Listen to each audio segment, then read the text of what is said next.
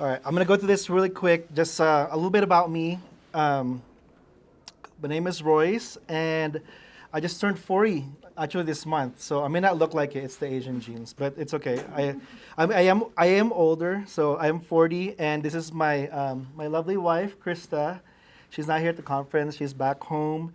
I was born in the Philippines, and I moved here, and I moved to America when I was 11, and I've always loved art since I was a young kid, and I got inspired by my uncle Alex when he was younger. I remember him drawing this um, Indian girl on Arizona backdrop, and he was using the medium of colored pencils. I didn't know what that was, and so I was just kind of like what if you guys went to Andrew's workshop yesterday. I was just in awe and amazed of like the colors and the way the technique, like the way he did it, and so I knew I wanted to do something like along those lines, and so.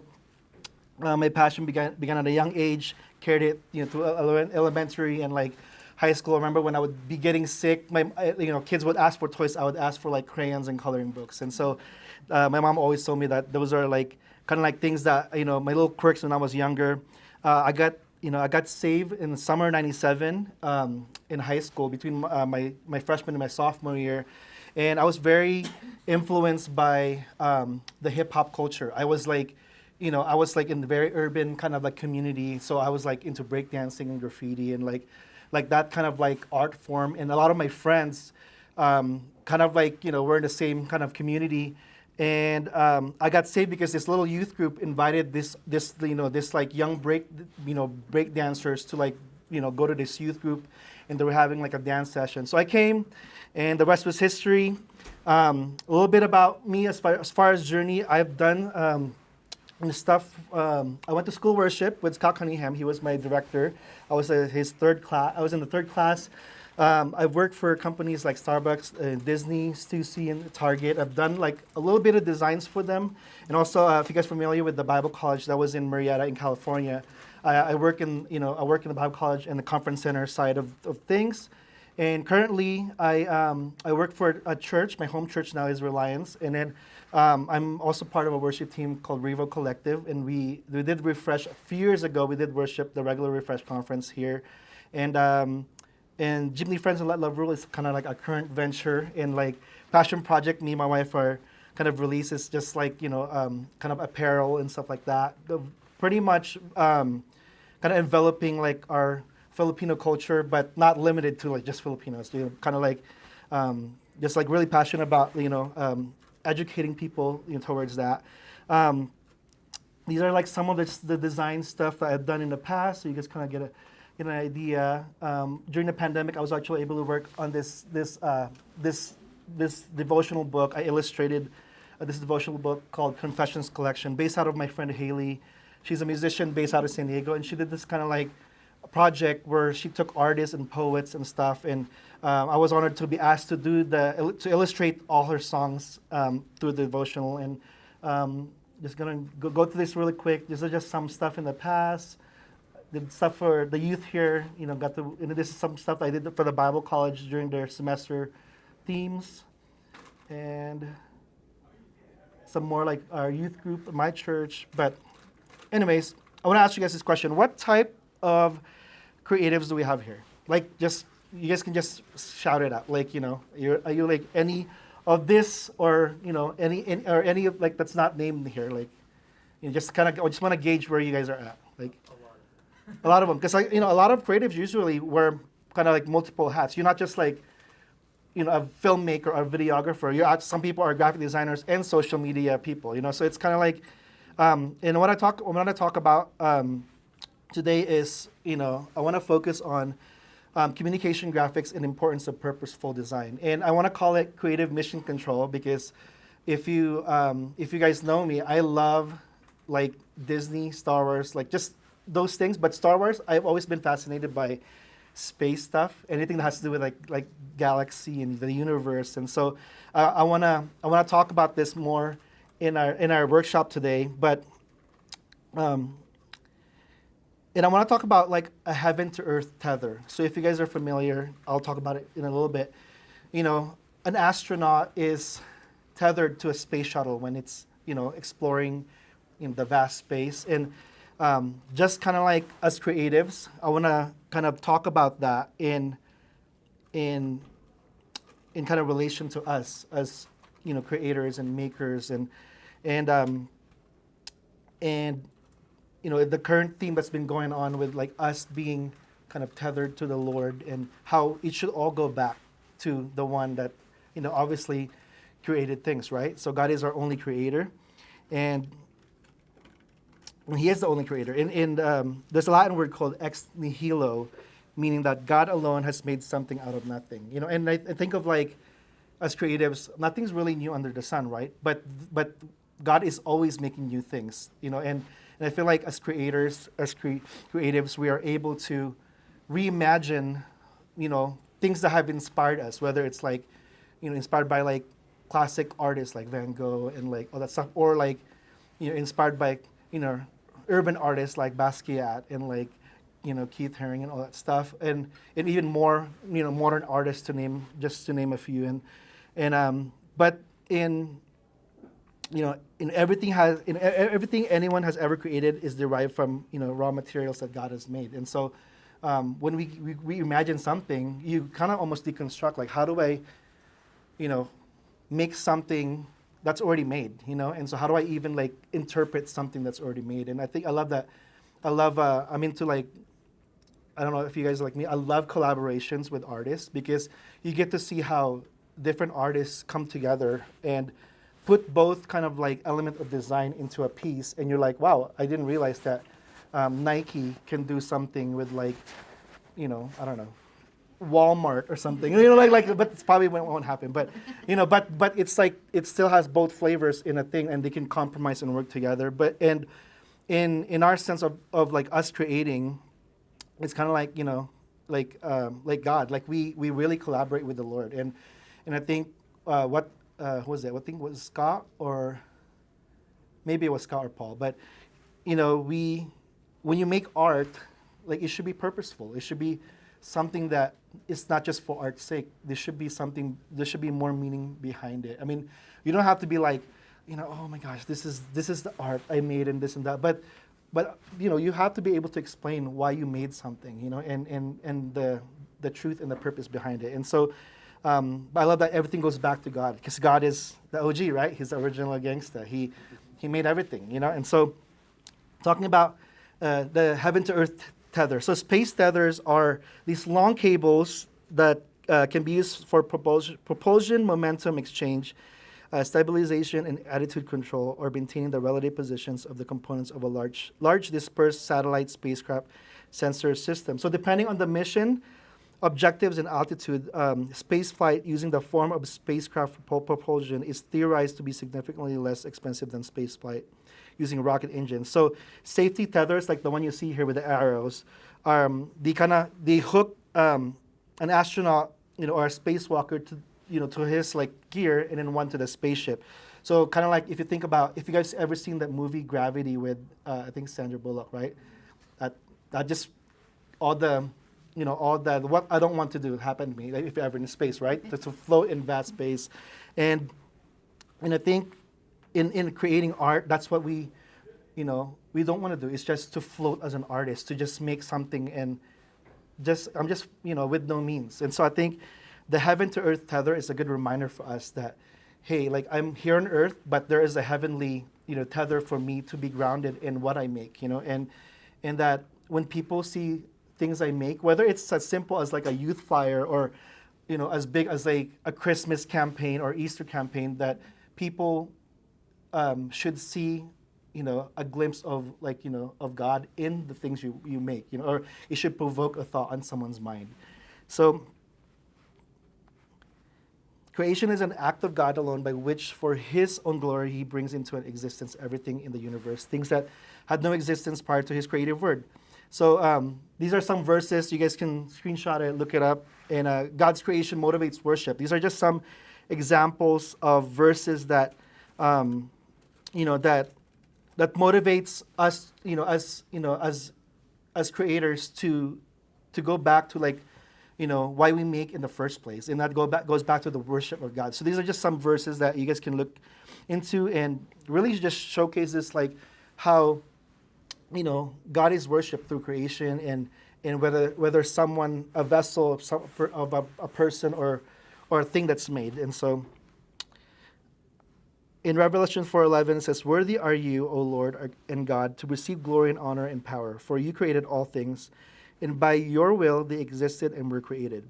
And in Romans 1:20 says, "His attributes are clearly seen in creation. We are without excuse." And so Andrew's workshop yesterday really encouraged me because you guys always think of like as a person, like as your own person, like being strange that you get like moved by music, or you get like you're like just going by your day and you're like you see a simple design somewhere and you're like, this is kind of cool, the color palette, or like you see like even just like if you're on a road trip you see like the coast and you're like, wow, this is like majestic. There's something about created things that gives us that like feeling of like wonder and awe, and that doesn't make us strange. It makes us unique because whether you're creative or not, you have that sense of like being in awe and being in wonder. I love going to Disneyland with my wife. It's kind of like our little like we got a pass because that's like our little quick dates, and sometimes we just sit there and just watch people and we're just eating, or like we'll just like do like one ride, and just we don't need to ride all the rides. We just have to just have this like kind of exhale time to enjoy what Walt Disney made. And so it's the same thing with like the nature around us, the urban landscapes around us, or the things that if you're like me, I'm a collector of like little vinyl toys, so like things that like whatever it helps to inspire you. And creativity is your birthright. We are made in God's image. In Genesis, one of the first tasks he gives man is to name the animals and tend the garden. And we are also biologically intended to create life with our bodies, just like as humans, and we were created to create. That was like in the beginning. But because we sinned, even our approach to creativity was broken, right? Like there's still like there's still dark art. There's like pieces that you're like, man, that's like so. It's like you look at two contrasts of like a dark artist and then like a light artist. There's a big difference, because of the motivation behind it. And so I don't know if you guys are familiar with this, but there's this art form called kintsugi. So creativity is like kintsugi, and I love like like kind of Japanese things, and I feel like Star Wars has a lot to do with like pictures of like Japanese kind of traditions and artwork. And creativity is like kintsugi because if you guys are not familiar with it, kintsugi is the Japanese art that transforms broken ceramics into beautiful works of recreativity. So like, for example, like this like bowl here, it's a beautiful ceramic, like China or Japanese bowl that was broken and mended with this this gold film that puts it back together, and then it's like this beautiful art. And it's kind of like very similar to Star Wars. If you guys familiar with Kylo Ren, when his mask was broken, it was the same kind of type of like form of art like that was mended to do his mask back. And so so pretty much the key process of this is derived from gold, silver, or platinum powder that the artist uses to put it back together. So it runs through this pottery, and it kind of allows this powder to become this glittery kind of like formation. And creativity is like kintsugi because for the creative, this means you find beauty in the places where God has healed you and transformed your creativity. Like, we've all, I believe, like, in our lifetime, whether you're young or seasoned or old, like we've gone through hurts, right? And sometimes those experiences kind of like shape our the way we create things, in the way for songwriters, the way they write songs. There's like really sad songs because they've gone through like breakups or like heartaches and stuff, or even loss. And I think that same thing kind of be applied in the way we make things, and it's not a bad thing. I feel like in our brokenness, the Lord allows us to be mended together and be restored in a way that our art actually has a purpose and it has a story behind it, and um, higher purpose in creativity. Your higher purpose is not your skills. Like, someone, I think my old youth pastor always tells me this. Yes. I have something about the kintsugi thing too. Yep. Our biological systems do follow the same kind of concept by healing stronger where brokenness happens. Yes, it's like it's kind of funny because someone asked me like I was doing this for like a youth workshop, and they're like, so like just like the glittery powder, do we become like glittery? I was like, it's kind of the same concept. Like there's a shine in us being restored, right? Like because burdens and brokenness is kind of lifted, and it brings back kind of like life in our lives, and it's very similar to the metaphor of the kintsugi, because when you're broken, it's like you have nothing. You're really you're kind of like at your lowest point, and you're not even motivated to create. But I think even in the brokenness, the Lord allows us to be mended in this beautiful piece of masterpiece. And so thinking about higher purpose and creativity, the question I want to ask you guys is, why are we good at what we do? And that's not being boastful. It's just, I think it's just, we're so unique in what you make, and I think every artist is so different, because even designers, it's, I know for me, I always, as a young kid, I've always illustrated. So when I remember when I first got saved, I heard a story of Greg Laurie, how he would illustrate his notes and cartoons and stuff, and that really spoke to me as a young youth, because I always thought, I was it was, how do I help myself grasp God's word in a way that I can understand better for myself, what His word tells me, and so when pastors would teach, I would hear messages, I would actually draw icons and bullet points and illustrate them really quick, and then I wish I brought the notebook to show you guys, but that's for me personally a way that in a young age helped me to remember okay, the parable of the sower. There's this one ground, rocky ground, this one healthy ground, this one and so just you could fill in the blanks, and so your higher purpose is found through prayer. I think for myself, I don't ever even start my day without prayer, and it's so. I think sometimes we can go about our lives and start to make things just to get the task done. And I think Paul mentioned this last night. We give ourselves okay, I have 3 hours to create, and I just have to set this time, and you may have that limited time sometimes, but there's such a freedom in starting off with prayer first, and asking the Lord to inspire you and to give you this, to this unexpected inspiration to create something. And so your higher purpose evolves as you grow in Christ. Your skills develop with practice and devotion. So kind of like what Eddie was saying, heart and expression goes back to to the Lord. It's our worship to the Lord. So when you practice just being near God and having that devotional time with Him, I think it allows us to even be more inspired, because you just don't know what really the scriptures will bring by day to day, and even if you're not creating right away, somehow having that nearness with God allows you to remember something, and it'll prompt you that's a melody, or that's something I want to make something later, and so, but how do we find our higher purpose? So like I said already, pray about it. First is pray about it.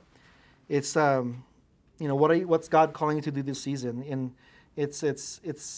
it may be cliche to a lot of people, oh, I'll pray about it, or just pray about it and stuff, but honestly, really pray about it. Pray about an inspiration for yourself. And the next one is, listen to what others say about you. I have a close, native friends that they can be savage at times, when it comes to things we make and even just our lives. But it's honest, that's what I love about it. It's an honest confession with each other, and it's not meaning to say you're letting others shape your life, but I think it's allowing others to kind of speak truth into. Sometimes we don't see truth in our lives because like Scott was saying, we're isolated, and I think having people, a community that you really trust, and honestly, you're honest, and and you're okay with them critiquing like some your work and stuff like that. Having mentors and teachers, people that could possibly disciple you, are always like a great way to,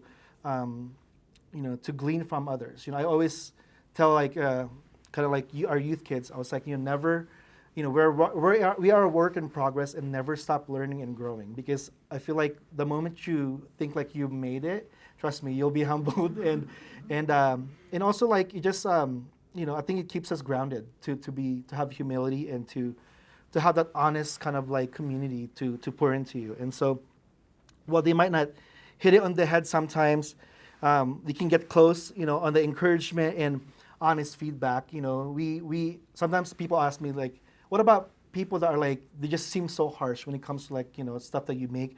I always just like, okay, thank you. Like, I'll take it with a grain of salt. And I always, kind of go back to prayer, like, Lord, is that something that I would need to apply in my life? Because if that is, then I need to like, I need you to reveal to me. I need to know, because then I'll work on that, But it's okay. So if there's things that you may not like, it's just take it with a grain of salt, and just like, pray over that.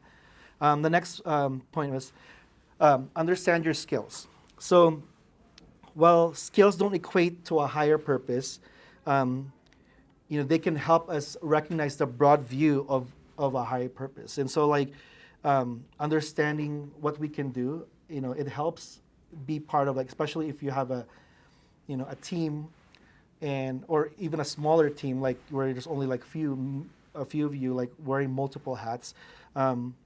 You can always, you don't have to do everything. You can literally hand off something to someone, and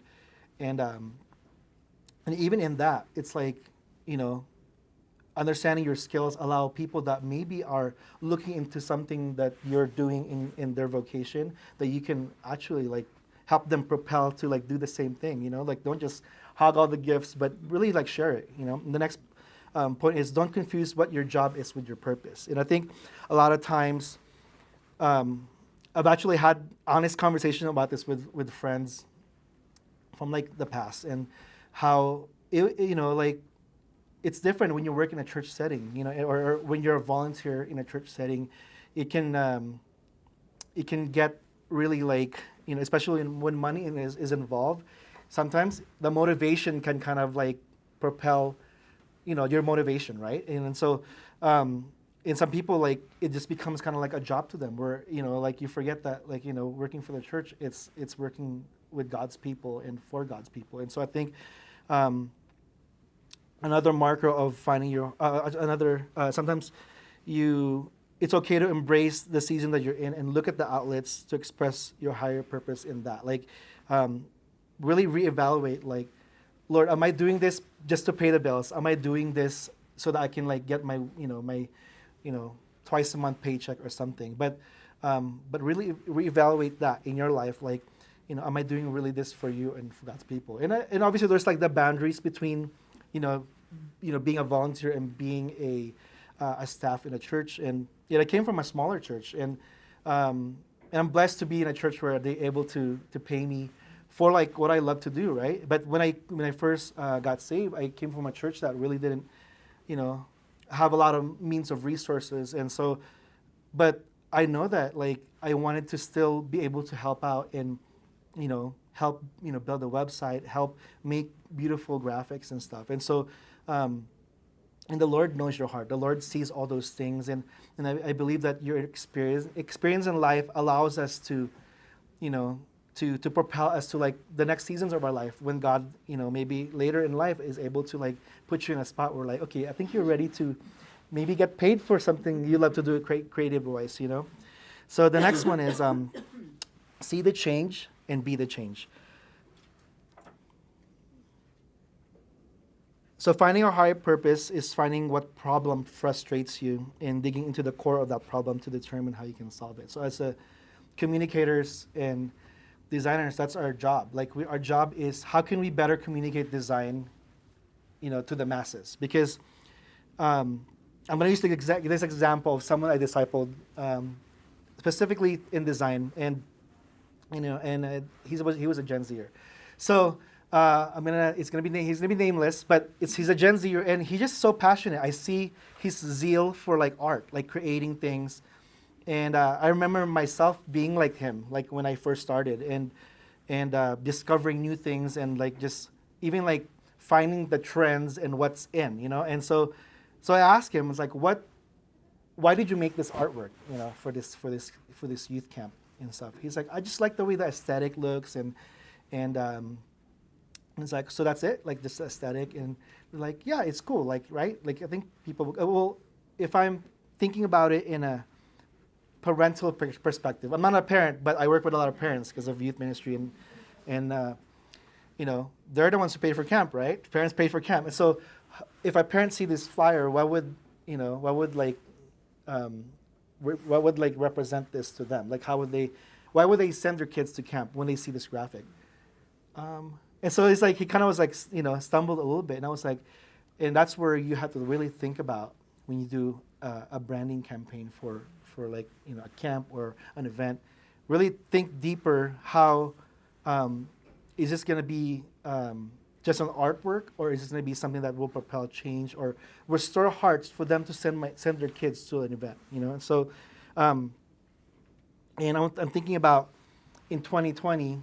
The rest of the workshop today, I'm thinking about 2020. We kind of went into this force, kind of when the pandemic happened. So we were all forced to kind of like, be isolated in a way, and for most people, they didn't have families to be with. And so that kind of shook a lot of lives, and this point, see the change, be the change. I'm going to cover how, what we need to bring during a crisis, not just in our culture, but in our lives, And so a few verses, I don't think I put it up there. Philippians 1:6, Ephesians 2:10, Colossians 3:23, Hebrews 13:8, Philippians 4:6-7, and Ecclesiastes 3:1 are just some things that we can, that encourages us to bring those about change.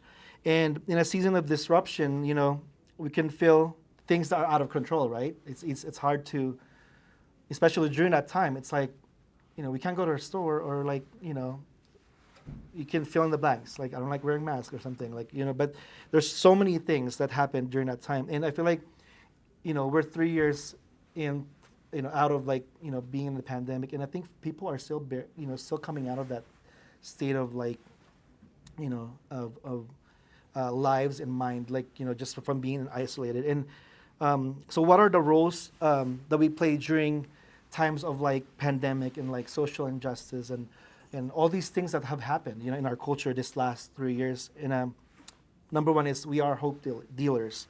So hope dealers see the reality of their situation and empower those around them to be confident in who they are. So as creatives, we should be encouraging other people, other creatives. And I always love asking, I know that I don't know everything, but and there's people that are much seasoned than myself, and I love gleaning from people that have paved the way for me and that have gone before me, because I feel like, God can use them as well to like speak into my life, into something that I'm currently going through, or something that I currently don't know, And so it's always to, it's always nice to be encouraged by others, but also we can do the same for others. And so they're not deterred by what they can't do to encourage others. So like, don't be deterred by like that. You're not equipped enough to like speak into someone's life, because you are, And my old senior pastor told me this: God equips you just enough for the season that you're in, and then as you grow in that season, you gain more knowledge, you gain more experience, and then your next season is a new season, right? So you just grow even more as you learn new things. And the next one is we are. Oh, I said that already. We are problem solvers. Sorry, I got ahead a little bit. So we are problem solvers. We see every negative opportunity as a positive. So during the pandemic, I actually I did a lot of drawings and like kind of just designs on my own during that time. And I would just send like people like, oh, here's a little like thing I made. Like I was thinking about like memories with friends and stuff. Whether it's illustrated or or editing photos and stuff. Just like, remember this time when we did this? You know, it's like, always think of the good things, you know, and I think, or even like even the not so good things, you know, always, it was a great time for us to reminisce about how even the Lord took something that was lost and brought us into victory over those moments. Next one is, we are servant leaders.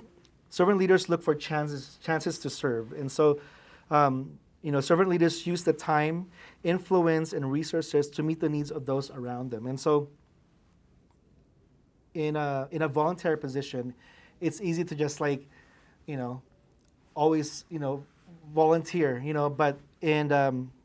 and that's okay if you say you can't do everything. You know, it's okay if you can't do everything, but a little help goes a long way. A little help goes a long way, especially in the creative kind of ministry.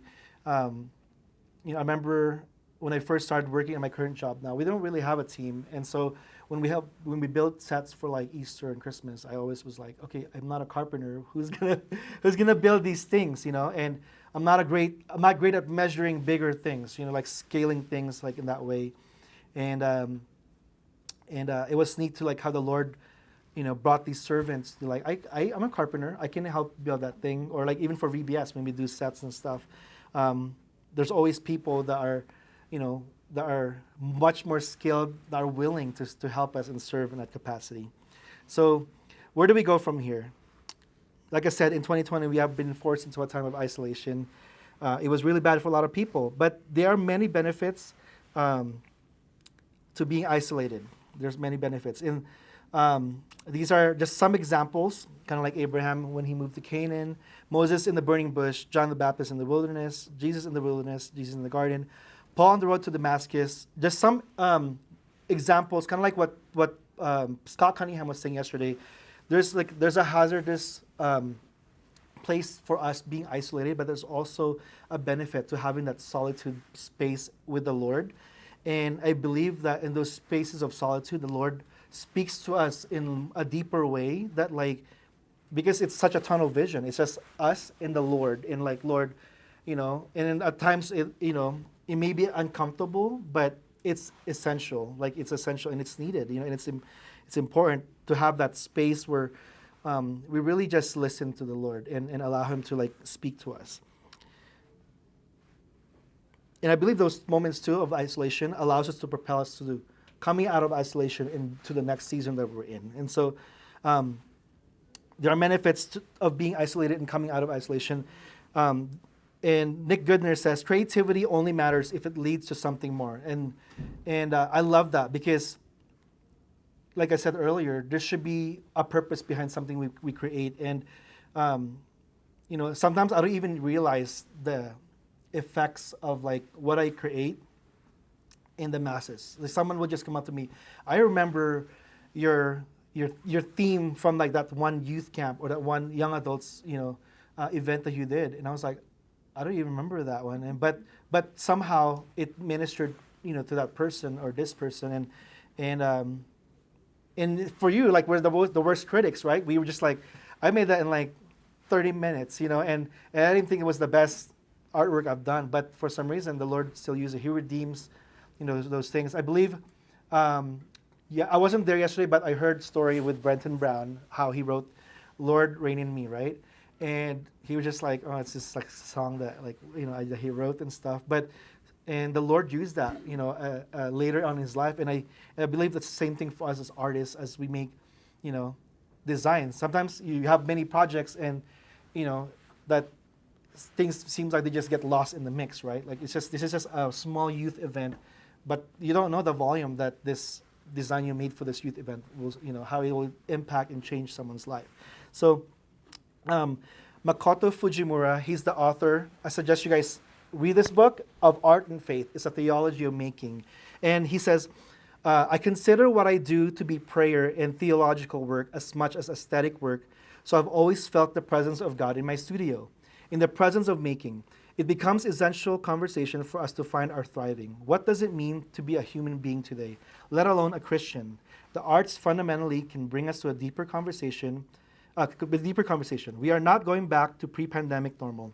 It's a new world. It's a new world in which we have all suffered, and we have all shared in the suffering, and therefore we have an opportunity to create communities that would both nurture and protect those broken places and really be able to share because of our brokenness. A kintsugi master even amplifies or exposes the fractures, but does it in a beautiful way. And we can do that as communities, especially communities of Christ. And so, I believe that we already elevated. Like we're not just artists, but because we belong to Christ, there's a much more, God's got our back. I think when we make things, there's a much more, higher, purpose and calling for us to kind of make some stuff, And so I think they're not just this random art that you make, but there's much more purposeful things behind it. So, onward we go. I want to recap. So God is the only original creator, right? So everything goes back to him. Creativity is your birthright. It's not weird that you're creatives. Embrace that. Embrace, your sense of awe and wonder and even how you process things in your mind. It's not strange. It's unique. And then we have a higher purpose in creativity. Think that our works, maybe now, but the impact of that might be greater later. And then see the change and be the change in the world. And so always be reminded that that what we make is going to change people's life and going to draw them to Christ. And then onward is where we go from here. And like Eddie said, don't just live in the victories of the past. Don't just live in the faith of the past, but continue onward and because God is always making new things, and God is always fresh. His word, his inspiration, and so the things that we make, design, whatever, fill in the blank songs and artwork, it always is gonna propel to a newer, level of creativity in His kingdom. And if you guys forget anything from today's class, remember that you have a higher purpose in creativity, that you have a creative mission control to create things with a purpose. Amen?